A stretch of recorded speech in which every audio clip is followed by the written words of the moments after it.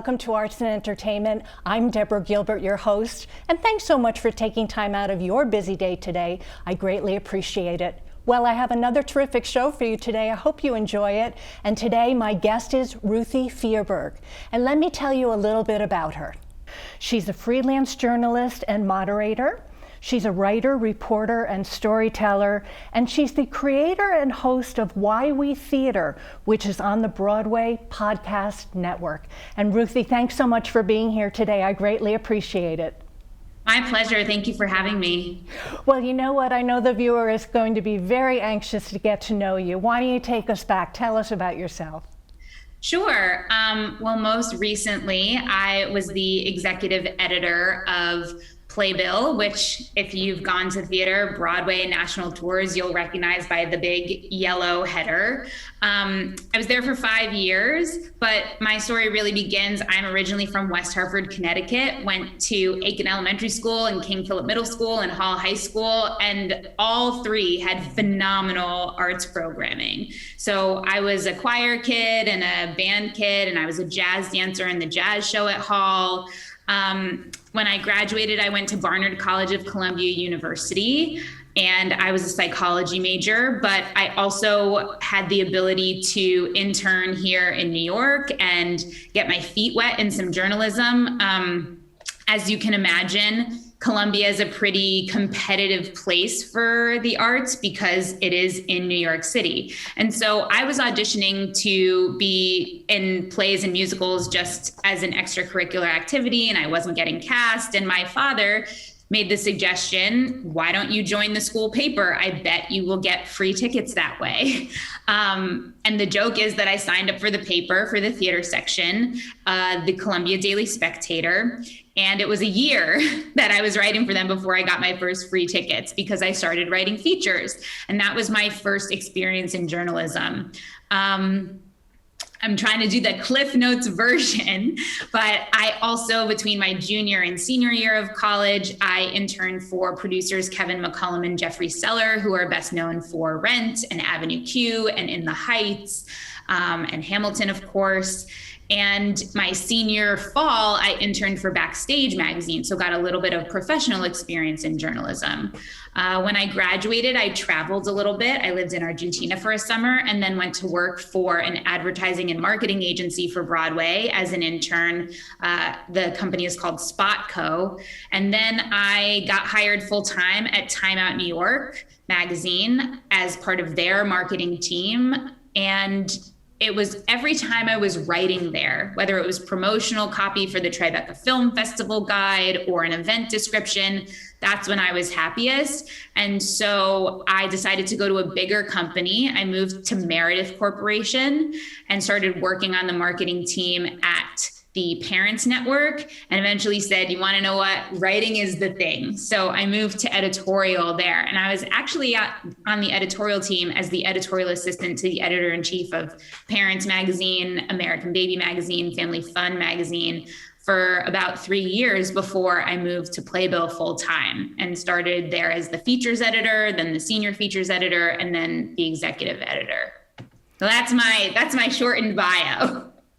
Did you think growing up or as you got into adulthood, I know that you mentioned performing, but did you think that journalism was going to be the path that you were going to take?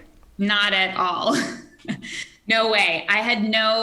Looking back, it all makes sense. I was always a writer. I always loved writing. I did well on tests that were essay-based, and Aiken Elementary School actually has this thing called the writer's wall where they blow up, enlarge and hang it on this hallway, one of your best pieces of writing. And that was very special to me, but no, I had no ambitions of that. I actually went to Barnard thinking I would probably be pre-med because I was a biology nerd, and realized in terms of my major, I wasn't that interested in plants or fish or frogs. I was interested in people. So I maneuvered my way over to the psychology department, but I was still a psychology major in pre-med. It wasn't until I spent summers in hospitals and clinics in Hartford, both at St. Francis and at the Bergdorf Clinic, that I got hands-on experience in medicine.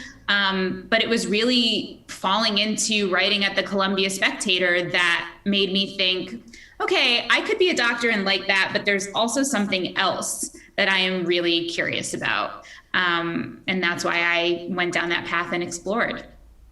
Did you think that theater and entertainment in that world would be something that you'd be pursuing as well? Are you happy in what you're doing?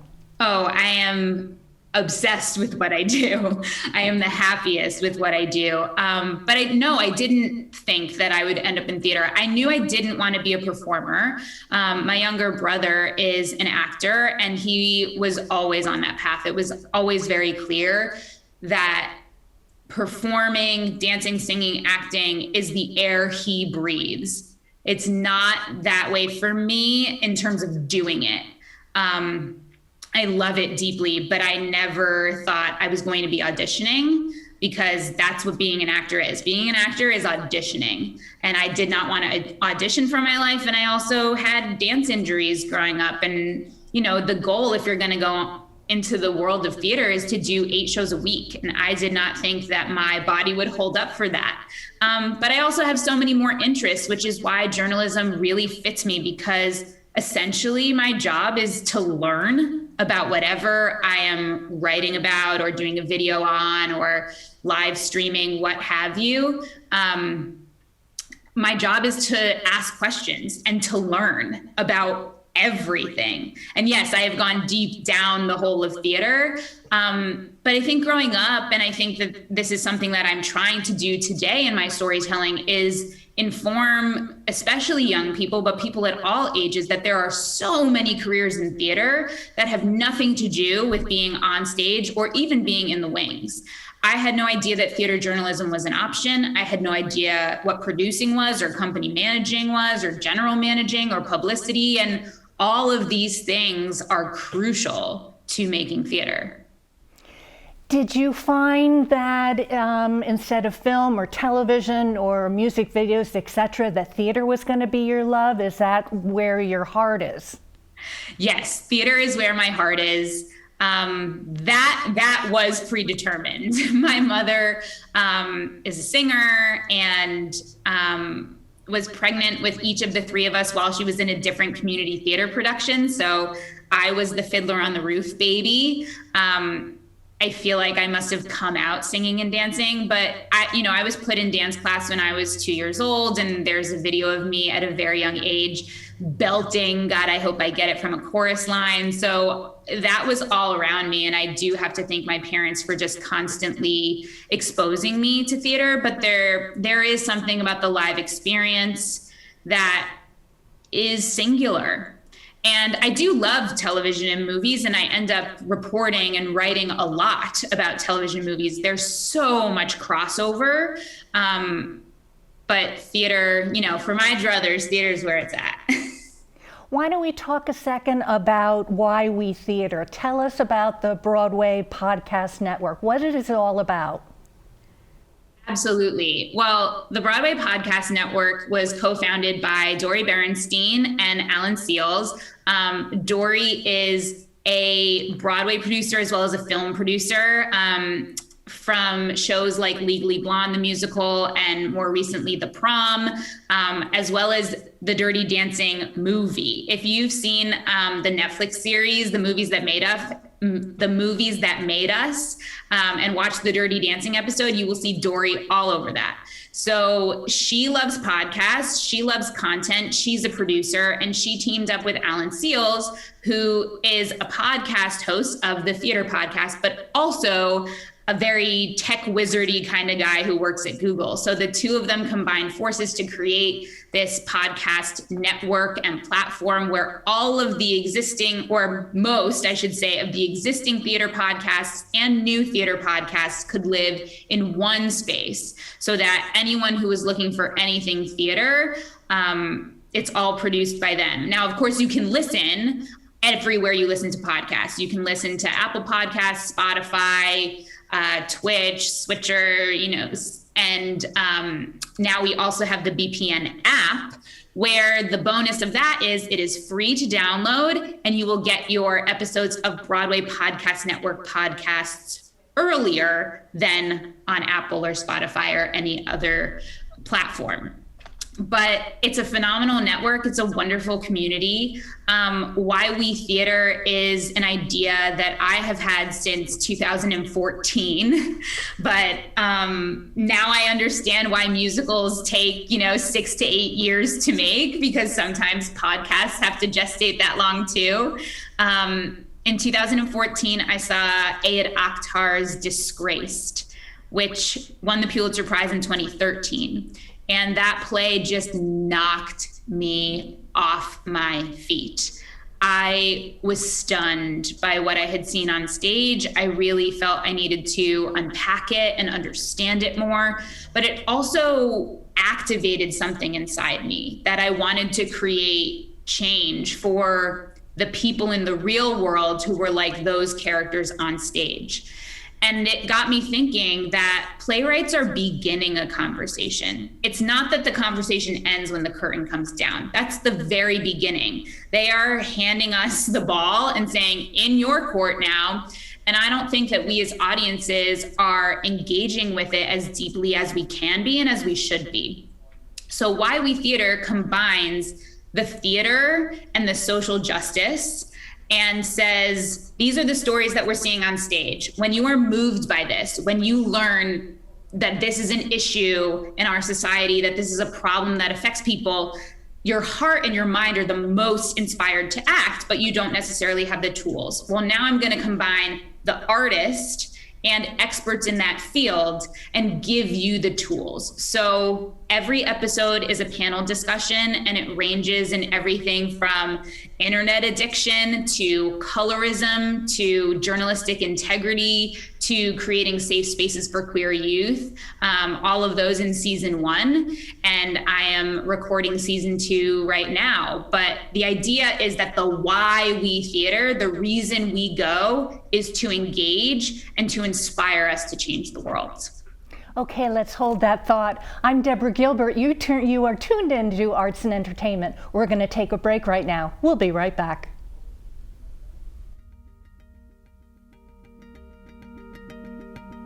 Smart TVs and streaming services have taken over the television industry. VSC TV is proud to announce our presence on Apple TV and Roku to make watching your favorite shows even easier. You can access this service by downloading the Cablecast ScreenWeave app. Then choose Valley Shore Community TV from the list of channels. Select VSC TV Live to watch our channel in full HD. Or pick a show from our on-demand video library.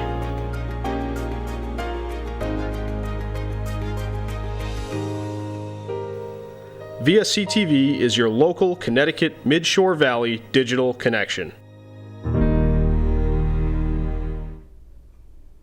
And welcome back to Arts and Entertainment. I'm Deborah Gilbert, your host. Again, thanks so much for being here. Well, Ruthie, what I'd like to do is I have found on your website, and we'll talk about the website in just a little bit, but I loved your demo reel. So why don't we take a moment, play that, we'll come back and talk about it. Absolutely. And if we could roll that, that would be great. Hey you guys, it's Ruthie. I am here with none other than the Billy Porter, Ben Platt. Hold your breath, because I am. What does not singing live allow you to do? 6,000 takes.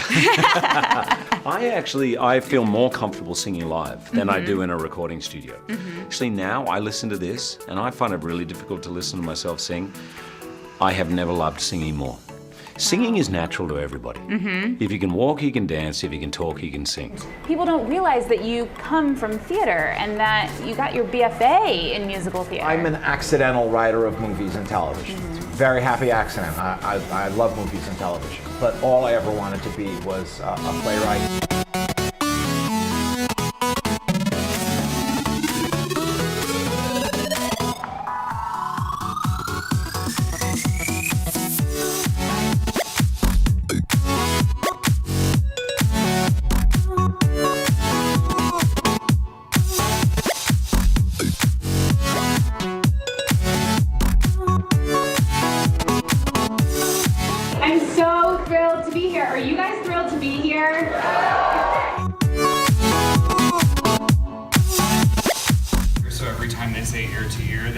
ear to ear because they're aliens. And it's become sort of a defining way of unlocking the alien language is that we have an ear and an ear. But that's exactly it, right? That like you convey the foreignness of these people through the exact discrepancy between what we know as an audience and what they're doing on stage. Like that's the storytelling. I'd also like to say one more thing. Yeah. Sitting on this panel has been fascinating to me because I'm learning so much. Did you name Rich Set a Fire, parentheses, Smartphone Hour as an homage, as a musical theater homage to Telephone Hour, or am I reading way into that? Hondo P did that, and you're not reading into it at all. I hope that in 20 years, people will look at those two songs and be able to draw comparisons to them. And Bye Bye Birdie. They have very similar titles. So Be More Chill and Bye Bye Birdie. This play is so specific to the young Black experience at this young Black prep school, making sure that specificity came forward and we understand that this is where that story comes from, and still making it accessible to an audience, and particularly an MTC audience. When I was young, my grandfather, who was a pastor, took me to a rabbi, and the rabbi told me a story from the Torah. I am not Jewish, or at least I think I am, that I understood what it meant to question God and wonder who he was in my life. And so at the end of the day, what that always taught me is that at the corner of every great story, at the heart of it, there is the human connection. And that human connection is the thing that we're always chasing after, regardless of who we are. Was that something you were conscious of when you were writing the music, that you wanted it to have that undercurrent and that rhythm about it? Talk to me about finding the sound of Come From Away. It's in the DNA of the people out there. And it's also how they've survived their winters. They have these terrible winters with 2 stories of snow. So how they survive is they all play 3 instruments, and then they'll bring their ugly sticks and their accordions and their fiddles over to each other's kitchens, and they have a kitchen party, and they tell stories and they sing songs. Michaela, you mentioned the Catalina scene specifically because it informed, even though it's not there, it really informs deeply this relationship that you have. What's something that's not there in any form anymore, but that stays in your mind? For me, it was actually a stage direction or description of what it was going to be, and they described Cher as a moth in a cathedral. And so how Rick Ellis wrote that one sentence really planted a seed for how my Cher was going to be informed for however long I will play this role.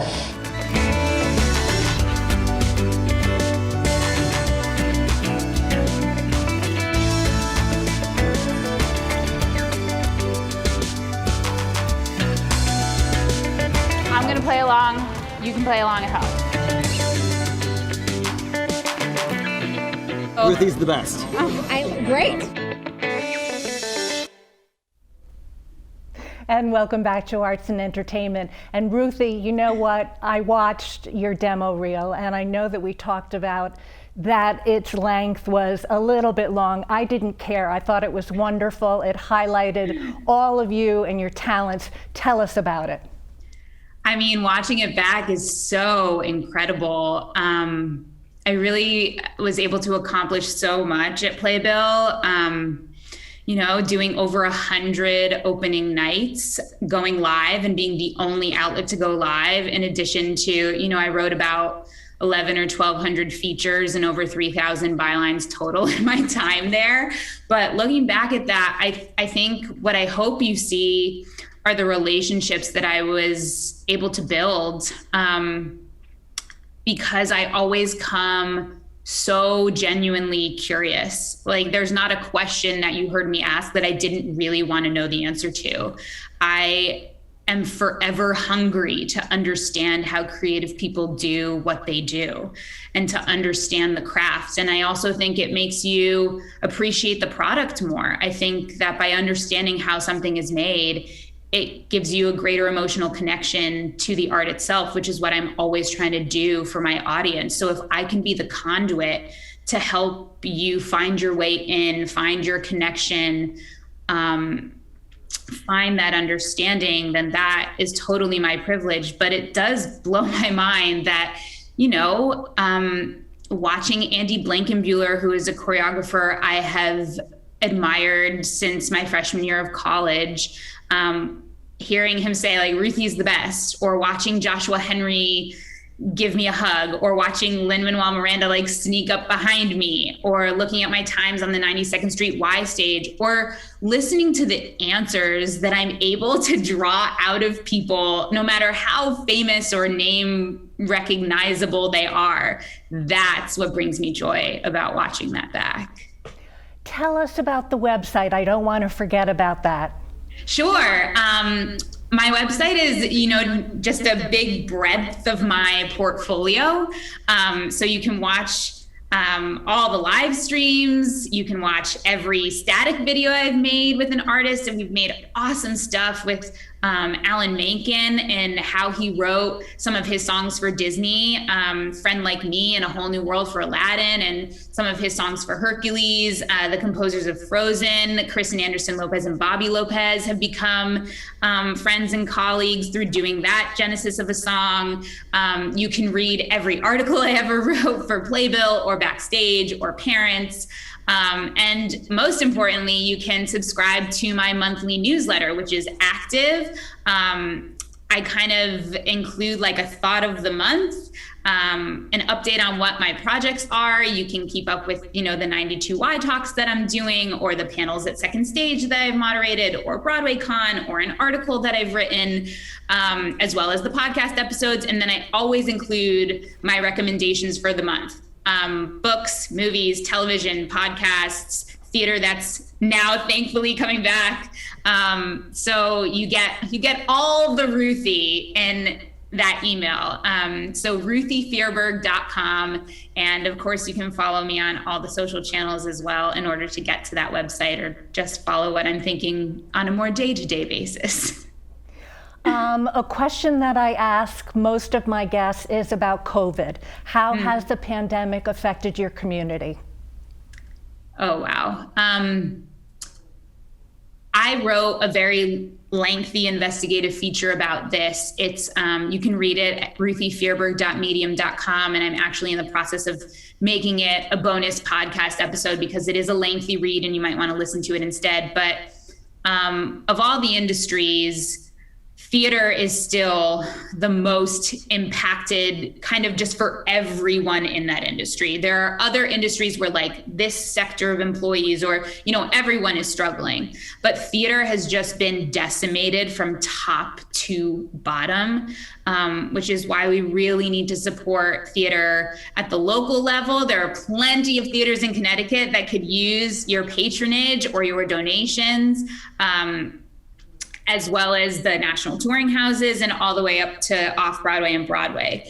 But, I could count on one hand the number of people I knew in all of New York City who are my friends who had jobs, and none of those people were in theater. So there's a real job loss. There is also just a spiritual loss for all of us.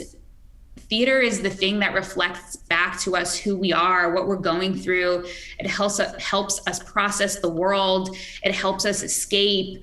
All of those things just gone from our lives. And we're very lucky that television and film was able to keep going. We were able to have new stories to consume. And but there is something different about being alone in your house and, where there are distractions, and being communally in a theater where your heart literally syncs beats with the person next to you.